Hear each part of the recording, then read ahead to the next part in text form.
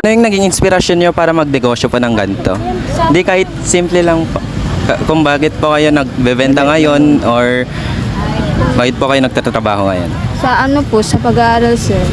Pumapasok kasi sir, pang ano lang, pangkuha lang po ng kwan. Yung gastusin sa school. Para sa'yo po ba yung ano po? Ikaw po ba yung nag-aaral or Hindi naman sir. May iba pa po. Tinutulungan yung kapatid. at kailan pa po kayo nag-start na magbenta po ng ganito, magtrabaho po ng ganito? Dalawang bend. Ay, sige po. Matagal na sir. Ah, Matagal na po. ilan po yung estimate niyo? Ay sir. Mga ano na. Mga 1 year na po.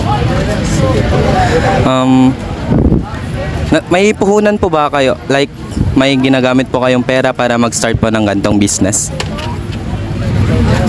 Wala po. Ay, ano, yung sa ano lang sa, yung inulugan sir. 7 isa po. Ba't mo naman po napili tong gantong business po? Maganda kasi sir eh. Tapos ano po, mabili po. Malakas po dito sa... Yes po, mabili po. Ano naman po yung mga strategies nyo po or mga plano nyo bago magbenta po para malakas yung kita nyo? Ay yung sir, para sa fan po. Sige lang po.